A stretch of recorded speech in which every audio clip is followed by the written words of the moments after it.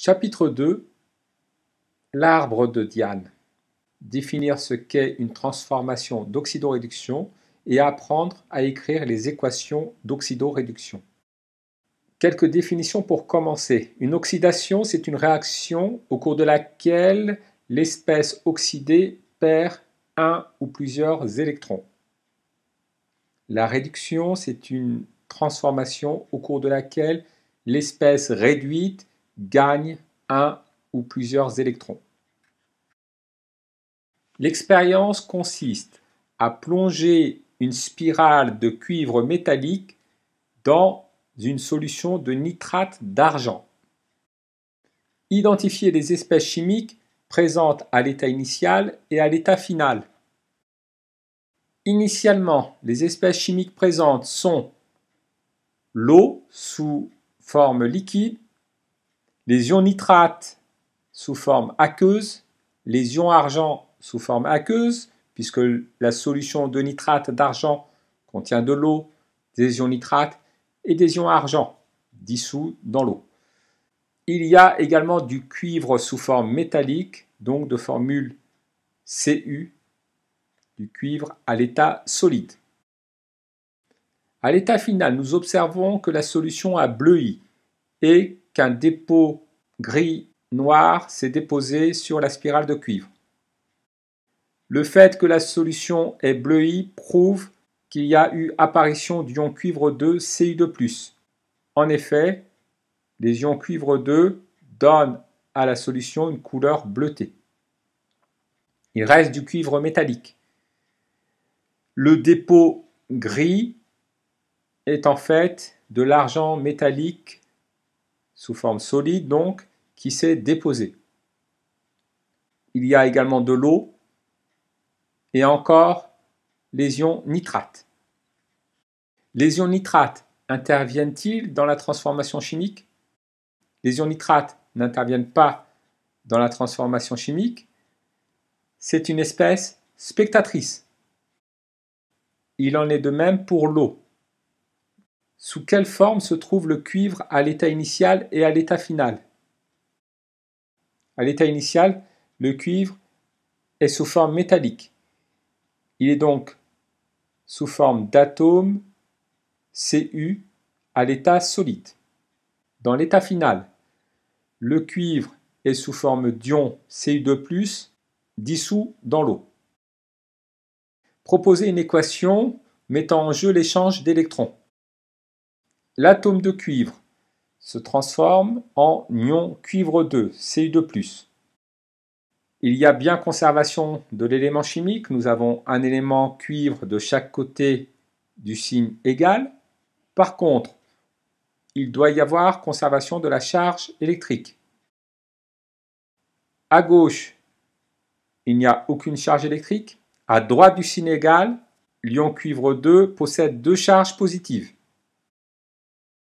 Comme il doit y avoir conservation de la charge électrique, nous allons rajouter des charges négatives du côté des ions cuivre 2 afin de neutraliser les charges positives. Ces charges négatives sont apportées sous forme d'électrons. Donc nous allons rajouter deux électrons de façon à avoir deux charges négatives qui viennent neutraliser les deux charges positives de l'ion cuivre, ce qui va nous donner à droite zéro charge électrique. Il y a zéro charge électrique à droite, zéro charge électrique à gauche. Il y a bien conservation de la charge électrique. Cette transformation est-elle une oxydation ou une réduction?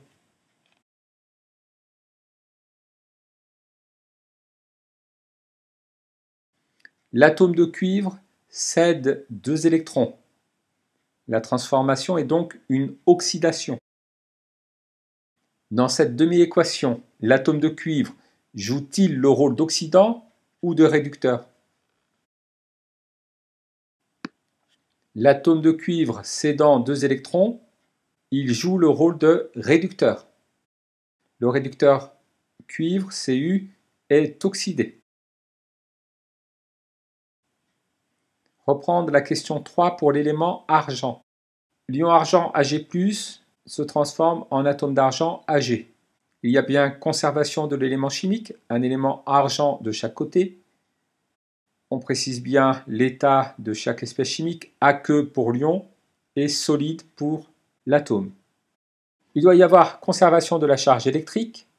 À gauche du signe égal, il y a une charge positive.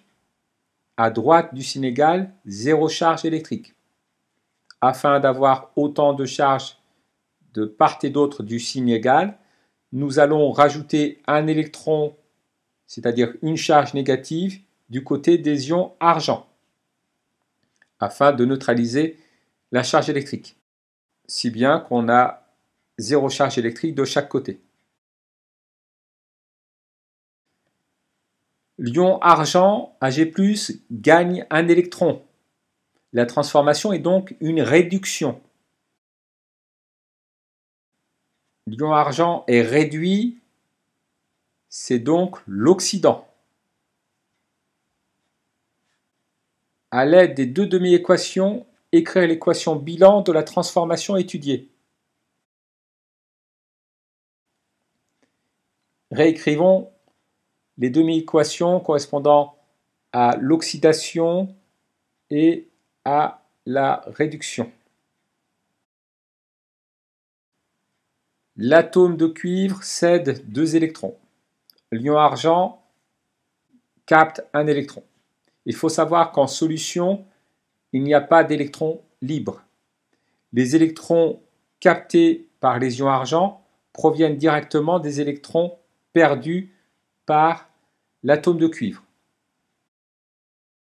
Pour que l'atome de cuivre puisse céder 2 électrons, il doit rencontrer suffisamment d'ions argent pour que ces ions argent captent ces électrons. Il faut qu'il y ait autant d'électrons échangés par l'atome de cuivre que par l'ion argent. Donc un atome de cuivre va céder 2 électrons à 2 ions argent. Pour avoir le même nombre d'électrons échangés, nous multiplions la première demi-équation par 1 et la seconde par 2. Puis nous additionnons membre à membre les demi-équations sans indiquer les électrons puisque les électrons sont directement échangés entre l'atome de cuivre et les ions argent. Donc un atome de cuivre réagit avec 2 ions argent pour donner un ion cuivre et 2 atomes d'argent. Une mole d'atome de cuivre réagit avec 2 moles d'ion argent pour donner 1 mole d'ion cuivre et 2 moles d'atomes d'argent.